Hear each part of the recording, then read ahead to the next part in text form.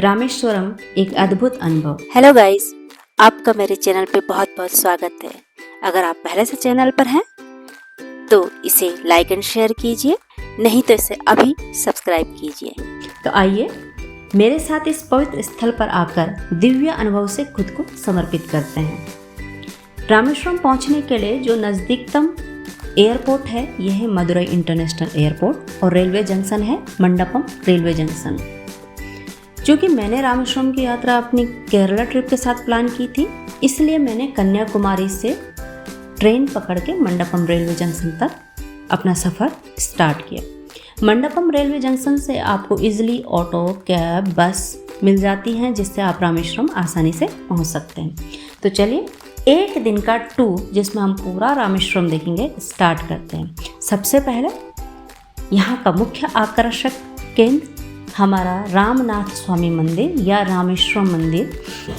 Hey guys, आज मैं द्वादश ज्योतिर्लिंग में से भोलेनाथ के 12 ज्योतिर्लिंगों में से एक ज्योतिर्लिंग है। इसके दर्शन करने हम चलते हैं। कुछ परंपराएं हैं जिनका हमें यहाँ पे पालन करना होता है। सबसे पहले हमें सागर में स्नान करना होगा, समुद्र में। समंदर का रास्ता इधर ही इधर। बाद स्नान करके हम आएंगे। गाइस, ये अंदर जो आपको दिख रहा है ये दर्शन की लाइन है। तो सामान्य दिनों में आपको दर्शन के लिए लग सकते हैं 2.5 से 3 घंटे और एक लंबी सी कतार का हिस्सा बनेंगे और यहाँ से हम चलते हैं मंदिर में स्थित 22 कुंडों में स्नान करने, जिसकी एक एंट्री फीस है जो कि पर पर्सन 25 रुपये मात्र है। एंट्री फीस देने के बाद हम कतार बंद होते हुए 22 कुंडों में स्नान करते हैं। ये कुंड हमारे जो देवी देवता हैं उन पर आधारित हैं, जैसे सूर्य कुंड, चंद्र कुंड, सरस्वती कुंड, लक्ष्मी कुंड, कोडी कुंड, ऐसे अलग अलग नाम से कुंड रखे गए हैं। मान्यता है कि इनमें स्नान करने के बाद आप अपने सारे पापों से मुक्त हो जाते हैं। स्नान करने के पश्चात वस्त्र बदलने पर आप जो है एक लंबे कॉरिडोर से गुजरते हैं और ये विश्व का सबसे लंबा कॉरिडोर है जो किसी मंदिर में स्थित है। इस कॉरिडोर में आपको वास्तुकला के सुंदर दृश्य दिखाई देते हैं। यहाँ से गुजरते हुए जब आप आगे बढ़ते हैं लंबी कतारबद्ध, तो यहाँ भी आपको अगर कतार में नहीं लगना है तो आपको विशेष दर्शन के लिए अलग से शुल्क दे करके छोटी छोटी कतारों में चले जाते हैं, जो आपको जल्दी ज्योतिर्लिंग के दर्शन करवा देते हैं। जो कि मंदिर के अंदर वीडियो और फोटोग्राफी मना है, इसलिए मंदिर के अंदर की कोई भी वीडियोग्राफी और फोटो आपको नहीं दिखाई देगी। ज्योतिर्लिंग के दर्शन करने के पश्चात आप एग्जिट गेट से जब बाहर आते हैं तो यहाँ पर आपको विभिन्न देवी देवताओं की प्रतिमाएं दिखाई देती हैं। यहाँ भी आपको वास्तुकला के सुंदर दृश्य दिखाई देंगे जो पिलर्स पे, दीवारों पे और छत पर बने हुए हैं। यहाँ से निकल के अब बारी आती है प्रसाद की। तो ये प्रसाद की लिस्ट है। यहाँ पे अलग अलग प्रकार का प्रसाद, अलग अलग कीमत मेंशन है। जो प्रसाद आपको चाहिए, जिस कीमत में चाहिए, आप बगल पे काउंटर से उसको खरीद सकते हैं। ये खरीदने के बाद, प्रसाद लेने के बाद बगल पे ही कुंड का पवित्र जल आपको मिल जाएगा बोतल में। ये लेके आप अपने रामेश्वरम यात्रा को पूर्ण कर सकते हैं। एक बात यहाँ पे ध्यान रखेंगे कि जब आप मंदिर में जाएंगे तो इसके 4 गेट हैं, north, south, east and west. जिस गेट पे आपने अपने चप्पलें उतारी हैं वो लोकेशन प्लीज़ आप अपने को खुद ही मैसेज कर दीजिएगा, क्योंकि मुझे अपने चप्पल ढूंढने में बहुत दिक्कत हुई थी।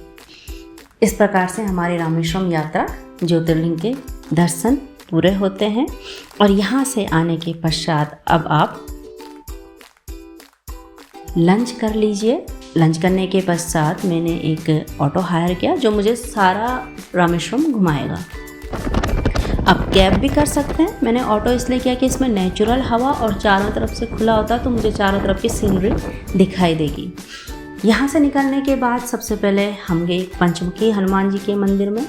इसके पश्चात हम जाएंगे राम पथम में।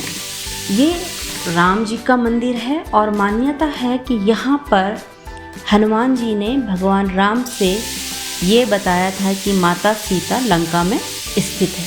फर्स्ट फ्लोर पर यहाँ पे आपको चक्र के बीच में राम जी की पादुकाएं दिखाई देंगी और सेकंड फ्लोर पर आप पूरे रामेश्वरम का एक व्यू देख सकते हैं, क्योंकि ये सबसे ऊंचाई पर स्थित एक जगह है। दर्शन करने के पश्चात मुझे भूख लगी और वहाँ पे आंवले की फ्रूट्स की और कच्चे आमों का चटपटा चाट था, जिसमें से मैंने ये एक चाट लिया और इसको एंजॉय करते हुए आगे निकल गई। इसके बाद मैं जाती हूँ doctor APJ Abdul Kalam memorial में। ये हमारे 11वें राष्ट्रपति को समर्पित एक मेमोरियल स्थल है जो पूरे भारत की यूनिटी को प्रदर्शित करता है। यहाँ अंदर अब्दुल कलाम जी से संदर्भित उनकी पुस्तकें, उनके अवार्ड, उनकी जीवन यात्रा, उनके वृत्तांत, ये सारों का यहाँ पे संग्रह किया गया है। APJ अब्दुल कलाम मेमोरियल से निकलने के पश्चात हम निकल पड़ते हैं आगे सफ़र में और फिर हम पहुँचते हैं कोठांडा राम मंदिर। 1964 के रामेश्वरम साइक्लोन में बचा एकमात्र यही मंदिर है जो अभी भी बचा हुआ है। ये बे ऑफ बंगाल और गल्फ ऑफ मन्नार के बीच में स्थित है। कोठांडा राम मंदिर से आगे जब आप निकलते हैं तो यहाँ पे एक खूबसूरत सा बीच है, संगुमाला बीच। कहा जाता है कि इसी जगह पर भगवान राम ने विभीषण का जल के द्वारा राज्याभिषेक किया था। बीच में पहुंच गए हैं तो सेल्फी टाइम तो बनता है। यहाँ से निकल के अब हम चलते हैं धनुषकोडी की ओर।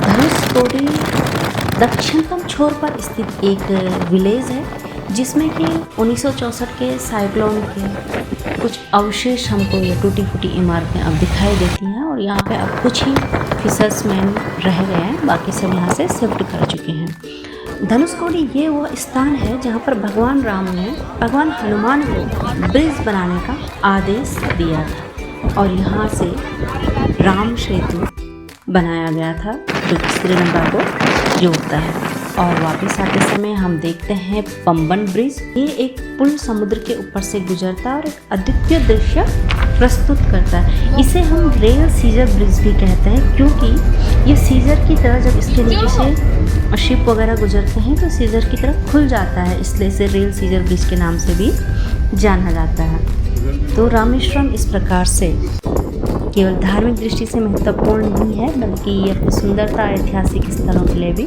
प्रसिद्ध है।